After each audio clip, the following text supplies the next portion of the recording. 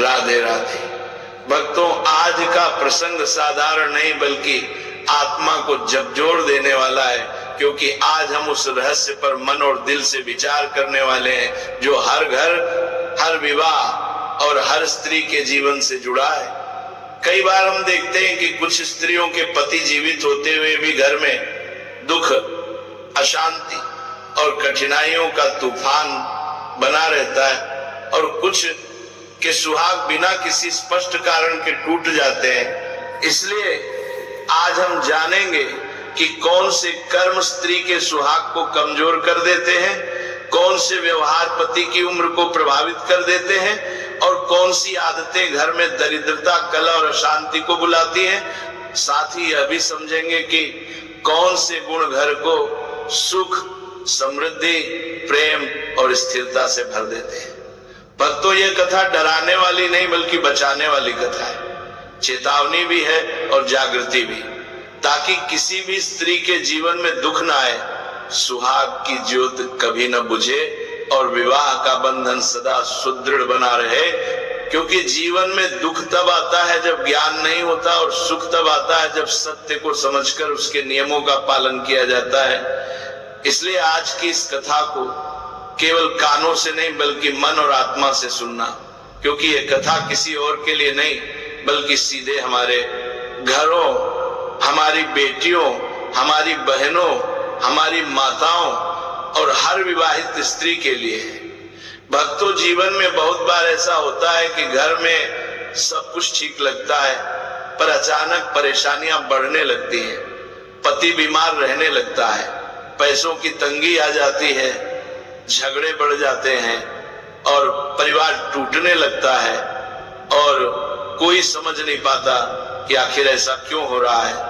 लेकिन आज की कथा इस रहस्य से पर्दा उठाने वाली है, क्योंकि कर्म दिखाई नहीं देते पर परिणाम दिखाई देते हैं, और ईश्वर कभी बिना कारण दुख नहीं देते।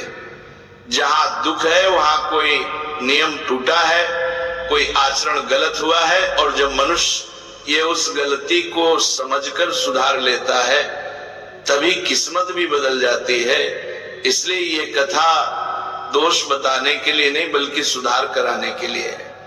भक्तों, कथा की शुरुआत यमपुरी से होती है, जहां धर्मराज अपने स्वर्ण सिंहासन पर विराजमान है।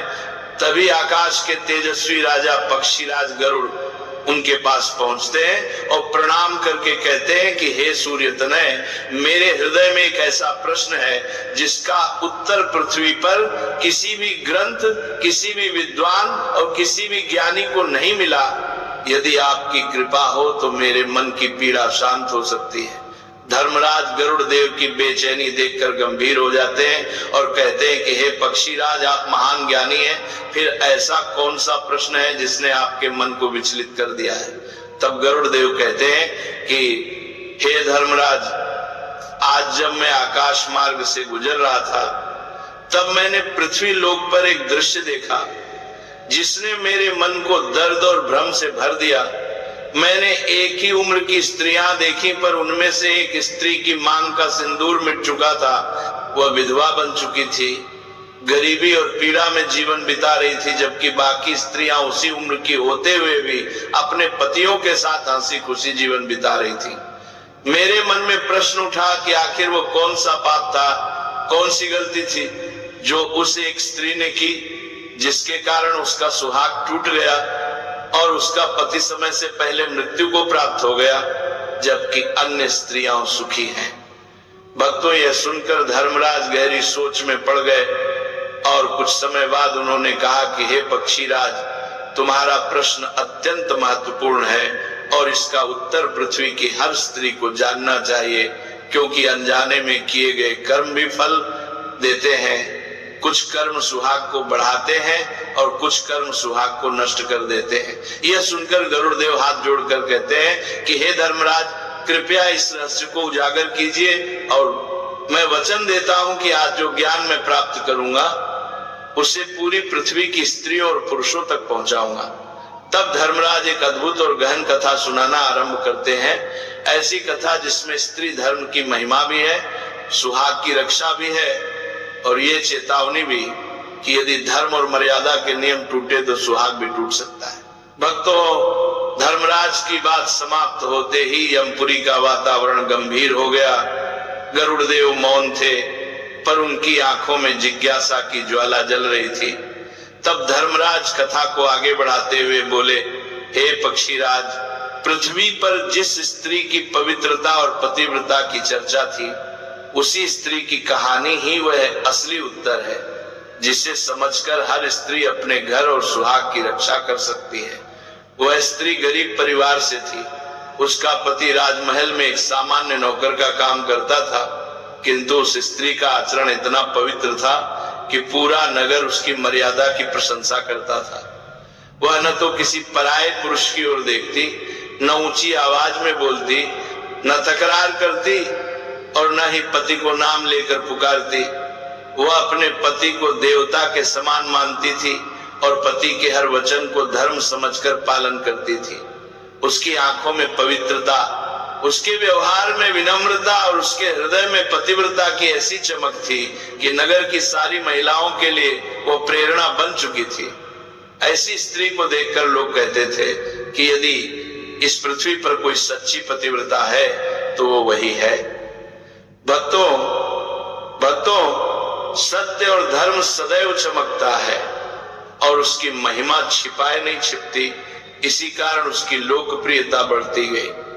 बात फैलते फैलते राजमहल तक जा पहुंची और राजा के कानों तक पहुंची कि नगर में एक स्त्री है जो धर्म, मर्यादा और चरित्र की प्रतिमूर्ति है।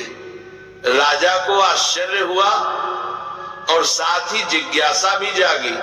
उन्होंने दरबार में उस नौकर को बुलवाया और पूछा, क्या यह सत्य है कि तुम्हारी पत्नी इतनी ही चरित्रवान और पतिव्रता है जितनी बातें नगर में कही जा रही हैं? भक्तों, नौकर ने गर्व और विनम्रता के साथ सिर झुकाकर कहा, महाराज, मेरी पत्नी न केवल पतिव्रता है बल्कि उसके मन, वचन और आचरण में पति के प्रति पूर्ण निष्ठा है। वह कभी मर्यादा से बाहर एक शब्द तक नहीं बोलती, किसी पराये पुरुष की ओर दृष्टि नहीं उठाती और मेरी आज्ञा को ही जीवन का धर्म मानकर चलती है। राजा ने नौकर की बात सुनी और उसकी सत्यता पर विश्वास भी हुआ, परंतु सभा में बैठे एक मंत्री के मन में संशय उत्पन्न हो गया। वह व्यंग्य भरी मुस्कान के साथ बोला, महाराज, कोई भी स्त्री चाहे कितनी भी सती साध्वी क्यों न हो, पराये पुरुष को कभी न देखे। ऐसा असंभव है। परिस्थितियां बदलते ही चरित्र भी बदल जाते हैं। मंत्री के इन शब्दों ने दरबार में हलचल मचा दी, पर मंत्री यही नहीं रुका। उसने राजा को चुनौती देते हुए कहा, यदि मुझे अनुमति मिले तो मैं सिद्ध करके दिखा सकता हूं कि ये सारी प्रशंसा झूठ है और ये स्त्री उतनी पतिव्रता नहीं जितनी इसकी महिमा की जा रही है। ये सुनकर दरबार मौन हो गया। उसी क्षण नौकर आगे आया। उसने बिना डर के कहा, महाराज, यदि महामंत्री मेरी पत्नी का पतिव्रत धर्म भंग कर दे तो मुझे फांसी दे दी जाए, परंतु यदि मेरी पत्नी पवित्र सिद्ध हुई तो मंत्री को भी फांसी दी जाए। भक्तों, चारों तरफ सन्नाटा छा गया। राजा के सामने जीवन और धर्म की सबसे बड़ी शर्त रखी जा चुकी थी। राजा ने अपने सिंहासन से उठकर घोषणा की, यदि मंत्री नौकर की पत्नी की पवित्रता भंग करने में सफल होते हैं तो नौकर को फांसी दी जाएगी, और यदि मंत्री असफल रहे तो मंत्री को फांसी की सजा दी जाएगी।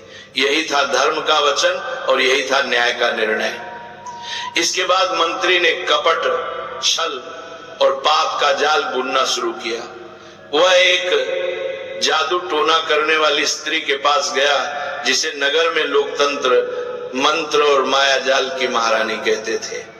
मंत्री ने उसे धन का लालच देकर कहा, किसी तरह उस स्त्री को मेरे वश में लाओ, उसका पतिव्रत धर्म भंग करो या कम से कम उसके सुहाग के प्रतीक मटका और कतार चुरा कर मेरे पास ले आओ। भक्तों, धन के प्रलोभन ने उस तांत्रिक स्त्री की बुद्धि को विषैला बना दिया। उसने वेश बदलकर खुद को नौकर की बुआ बताया और उस घर में प्रवेश कर लिया। पतिव्रता स्त्री ने उसे बुआ समझकर सम्मान दिया, उसके पैर छुए और पूरे मन से सेवा की। उसे यह पता नहीं था कि जिसे वो रिश्तेदार समझ रही है वही उसकी जिंदगी बर्बाद करने आई है। जादू टोना करने वाली स्त्री ने छल और मीठी बातें करके उसके दिल में विश्वास जीता और अवसर पाकर उसका मटका और कतार चुरा लिया। इतना ही नहीं, स्नान गृह में उसकी जांघ पर एक गोपनीय तिल देखकर उसने वह जानकारी मंत्री को पहुंचा दी ताकि भविष्य में वह झूठ को सच साबित कर सके। कुछ ही दिनों बाद मंत्री दरबार में प्रकट हुआ, मटका और कतार हाथ में लिए। उसने कहा, महाराज, मैं उस स्त्री के साथ रहा और उसने स्वेच्छा से यह मटका और कतार मुझे दिए। वह स्त्री उतनी पवित्र नहीं है जितना कहा जा रहा था। साथ ही मंत्री ने स्त्री का वह गुप्त निशान बताया जिससे नौकर भी भ्रमित हो गया। भक्तों, मनुष्य का दिल तब टूट जाता है जब विश्वास टूटता है। नौकर रो पड़ा। उसने कहा, यदि आप मेरी पत्नी के अंग पर स्थित तिल का वर्णन कर सकते हैं तो शायद मेरी पत्नी ने ही मुझे धोखा दिया है। राजा ने नौकर को उसी की शर्त के अनुसार फांसी की सजा सुना दी और देखते ही देखते एक पवित्र स्त्री पर लगाया गया झूठ सच जैसा नजर आने लगा। भक्तों, जब सत्य की परीक्षा आती है तो संसार दुश्मन बन जाता है, पर ईश्वर मौन होकर भी न्याय की रक्षा करते हैं। पतिव्रता स्त्री ने हार नहीं मानी। उसने अपने पति को बचाने का संकल्प लिया। उसने सोचा, यदि मेरे सुहाग का वो कोई खतरा है तो मैं स्वयं धर्म और सत्य के सामने अपनी आवाज उठाऊंगी। और फिर उसी रात वह नाचने वाली स्त्री गणिका का वेश धारण करके दरबार में पहुंची, सत्य की रक्षा के लिए, सुहाग की रक्षा के लिए। भक्तों, अब कथा वहीं से आगे बढ़ती है जहां वह पतिव्रता स्त्री अपने सुहाग की रक्षा के लिए गणिका का वेश धारण करके राज दरबार में पहुंची थी। वह भीतर से कांप रही थी, पर उसके मन में एक ही संकल्प था कि चाहे जो हो जाए, आज झूठ की नहीं, सत्य की जीत होनी चाहिए। वह नाचने वाली के रूप में राजा के सामने आई, विनम्रता से प्रणाम किया और बोली, महाराज, यदि आप अनुमति दे तो मैं आपके सामने अपना नृत्य प्रस्तुत करना चाहती हूँ। राजा ने देखा तो एक अत्यंत सुंदर, तेजस्वी और प्रतिभाशाली स्त्री उनके सामने खड़ी थी। उन्होंने मुस्कुराकर अनुमति दे दी और कहा, आज हम देखना चाहेंगे कि तुम्हारी कला में कितना जादू है। फिर दरबार में वाद्य बजने लगे, ढोल, मृदंग, वीणा की धुन के बीच वह पतिव्रता स्त्री नृत्य करने लगी। पर भक्तों, यह केवल नृत्य नहीं था, यह उसकी पीड़ा, उसका दर्द, उसका साहस और उसके सुहाग के लिए लड़ाई थी। उसके हर कदम में विनम्रता थी, हर भाव में करुणा थी और हर मुद्राओं में ईश्वर से न्याय की पुकार थी। राजा उस नृत्य को देखकर भाव विभोर हो गए। दरबार में बैठे सभी लोग उसकी लय और भाव में खो गए। नृत्य समाप्त होते ही राजा ने प्रसन्न होकर कहा, देवी, तुम्हारा नृत्य अद्भुत है, नृत्य अद्भुत है। मैं प्रसन्न हूँ, मांगो, तुम्हें जो भी वरदान चाहिए मैं तुम्हारी मनोकामना पूरी करूंगा। उस क्षण वह स्त्री भीतर से कांप गई, क्योंकि सच कहने का समय आ गया था। उसने गहरी सांस ली और शांत किंतु दृढ़ स्वर में कहा, महाराज, यदि आप सच में प्रसन्न हैं तो मेरी एक प्रार्थना है। आपकी सभा में एक चोर बैठा है जिसने मेरा कीमती गहना, मेरी सोने की अंगूठी चुराई है। मैं चाहती हूँ कि आप उस चोर को कठोर दंड दे और फांसी की सजा सुनाए। राजा चौंक गए। उन्होंने कहा, यह संभव है? मेरी सभा में कैसे कोई चोर हो सकता है? पर यदि तुम सच कहती हो तो बताओ वो कौन है, मैं उसे अवश्य दंड दूंगा।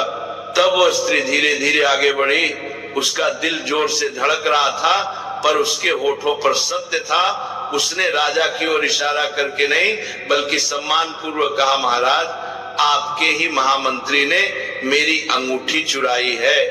वह मेरी अमानत के चोर हैं। राज दरबार सन्न रह गया। मंत्री गुस्से और डर से तिलमिला उठा। वह तुरंत बोला, महाराज, यह स्त्री मुझ पर झूठा आरोप लगा रही है। मैं शपथ लेकर कहता हूं कि मैंने न इसकी अंगूठी देखी है, न इसे कभी पहले देखा है। आज पहली बार इसकी शक्ल देख रहा हूं। मेरा इससे कोई संबंध नहीं है। भक्तों, यही वह क्षण था जिसका इंतजार ये पतिव्रता स्त्री कर रही थी, उसने तुरंत दृढ़ आवाज में कहा, महाराज आपने स्वयं सुना, मंत्री जी शपथ लेकर कह रहे हैं कि उन्होंने मुझे आज से पहले कभी नहीं देखा। यदि ऐसा है तो आप ही इनसे पूछिए कि फिर ये मटका और कतार इनके हाथ में कैसे आया, और ये मेरी जांघ पर स्थित गुप्त तिल के बारे में कैसे जानते थे। ये सुनते ही सारा दरबार हक्का बक्का रह गया। राजा ने तुरंत सैनिकों को आदेश दिया कि उसी मटका और कतार को दरबार में लाया जाए जिसे मंत्री प्रमाण के रूप में दिखा रहे थे। वस्तुएं लाई गई तो वो स्त्री रोते हुए बोली, महाराज ये वही मटका और कतार है जो मेरे विवाह के समय मुझे सुहाग की निशानी के रूप में मिला था, जिन्हें मैं अपनी जान से प्यारा मानकर संभाल कर रखती थी। इन्हीं को प्रमाण बनाकर मेरी पवित्रता पर प्रश्न उठाया गया और मेरे पति को फांसी की सजा सुनाई गई। राजा ने गुस्से में मंत्री की ओर देखा और कठोर स्वर में कहा, मंत्री अब तुम सच सच बताओ, ये मटका और कतार तुम्हारे पास कैसे आए? यदि तुमने इस स्त्री को देखा ही नहीं, ये तो उसके घर तक कैसे पहुंच गए? उसकी जांघ के तिल तक की बात तुम्हें कैसे मालूम हुई? मंत्री की गर्दन झुक गई, चेहरा पीला पड़ गया, वह कुछ बोल नहीं पा रहा था। डर के मारे उसके होंठ कांपने लगे। भक्तों, झूठ का किला अधिक देर खड़ा नहीं रह सकता। राजा ने सैनिकों को आदेश दिया कि उस जादू टोना करने वाली स्त्री को भी तुरंत दरबार में उपस्थित किया जाए जो इस षड्यंत्र में शामिल थी। थोड़ी देर बाद वो स्त्री कांपती हुई दरबार में लाई गई। राजा ने गरजती आवाज में कहा, सच सच बता, मंत्री ने तुझे क्या काम दिया था? यदि तूने झूठ बोला तो तुझे भी कठोर दंड मिलेगा। डर और पछतावे से भरी उस स्त्री की आंखों से आंसू बहने लगे। वह हाथ जोड़कर जमीन पर गिर पड़ी और रोते हुए बोली, महाराज मुझसे बड़ा पाप हो गया। मंत्री ने मुझे धन का लालच दिया, कहा कि मैं खुद को इस स्त्री की देवरानी की बुआ बताकर इसके घर जाऊं, इसके साथ रहने लगूं, इसका विश्वास जीतूं और मौका देखकर उसका मटका और कतार चुरा लाऊं। साथ ही स्नान के समय इसके शरीर पर कोई निशान हो तो उसे भी याद रखूं, ताकि बाद में इसे बदनाम किया जा सके। महाराज मैंने वही किया जो मंत्री ने कहा। धन के लालच में मैं अंधी हो गई, सत्य और धर्म को भूल गई, पर आज मैं सबके सामने स्वीकार करती हूँ कि यह स्त्री पवित्र है, इसने कभी अपने पतिव्रत धर्म को नहीं तोड़ा। महाराज दोषी मैं और आपका मंत्री है, ये नहीं भक्तों। जैसे ही ये सच सामने आया, पूरे दरबार में हलचल मच गई। लोगों के मुंह से एक ही शब्द निकला, अन्याय हुआ था। धर्मराज की तरह राजा का चेहरा लाल हो गया। उन्होंने तुरंत सैनिकों को आदेश दिया, जाओ उस निरपराध नौकर को तुरंत कारागार से मुक्त करो, उसके गले से फांसी की रस्सी हटाओ, वह निर्दोष है।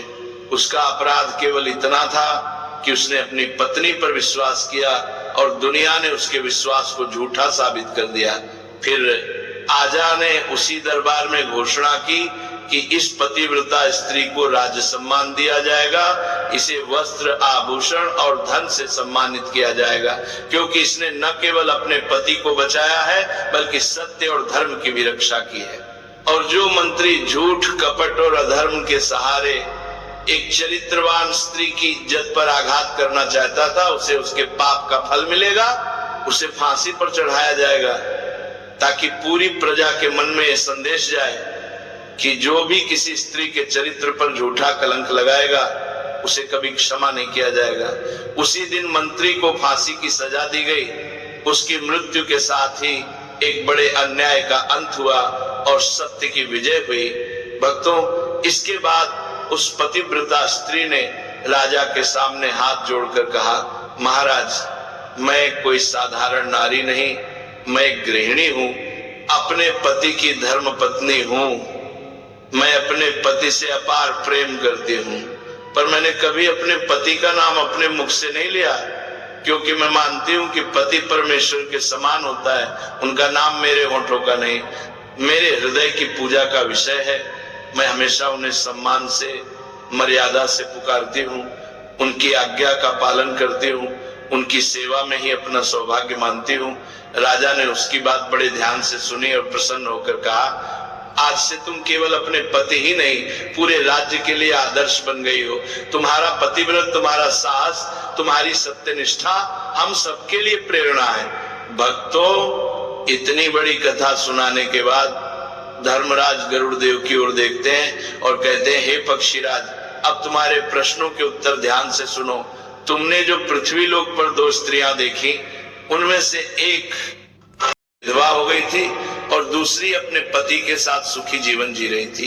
ये कोई संयोग नहीं था, ये उनके अपने आचरण और कर्मों का परिणाम था। पहली स्त्री में जनकारी खास सुखी जीवन दला पूरी जंत्री परिणाम था। स्त्री अपने पति के प्रति आदर भूल गई थी। वह हर समय उसके नाम को लेकर ऊंची आवाज में पुकार कर मजाक में या गुस्से में बार बार उसका नाम लेती रहती थी, बिना सोचे बिना समझे। वह समझती थी कि यह तो सामान्य बात है, पर उसे यह पता ही नहीं था कि पति के नाम का बार बार उच्चारण उसके सुहाग की आयु को धीरे धीरे कम कर रहा है। वह हर दिन अपने ही हाथों से अपने सुहाग की रक्षा कवच को कमजोर कर रही थी। परिणाम यह हुआ कि पति की आयु घटती गई और वह समय से पहले ही मृत्यु को प्राप्त हुआ और आज वही स्त्री विधवा होकर दुख और गरीबी में जीवन जी रही है। जबकि दूसरी स्त्री जो नौकर की पत्नी है, उसने अपने पति के प्रति आदर और मर्यादा कभी नहीं छोड़ी। उसने कभी उसके नाम को अपने होठों से नहीं लिया, हमेशा उन्हें आदर से संबोधित किया। उनके प्रति समर्पण, सेवा, निष्ठा और सच्ची पतिव्रता का पालन किया। इसी कारण उसके पति की आयु में वृद्धि हुई, उनके घर में सुख समृद्धि रही और आज भी वह अपने सुहाग के साथ आनंदमय जीवन जी रही है। यह तुम्हारे पहले प्रश्न का उत्तर है। अब सुनो तुम्हारा दूसरा प्रश्न कि कौन सी स्त्री पति के होते हुए भी सुख से वंचित रहती है। धर्मराज कहते हैं, हे गरुड़, जो स्त्री अपने पति की अनुमति को महत्व नहीं देती, जो बिना बताए बिना पूछे घर से बाहर निकल जाती है, जिसके कदम नियंत्रण में नहीं रहते, जिसका मन इधर उधर भटकता रहता है, वह जीवन भर सच्चे सुख से दूर रहती है। ऐसी स्त्री को न पति का विश्वास मिलता है, न सास ससुर का आशीर्वाद, न ही घर में शांति टिकती है। वह चाहे कितने भी सुख साधन जुटा ले, लेकिन उसके घर में कलह, अशांति और असंतोष बना रहता है, क्योंकि पति पत्नी का संबंध विश्वास और मर्यादा पर टिका होता है। जब स्त्री इस मर्यादा को तोड़ती है तो वह स्वयं अपने हाथों से अपने जीवन का सुख नष्ट कर देती है। और तीसरा प्रश्न यह था कि कौन स्त्री कभी सच में दुखी नहीं होती।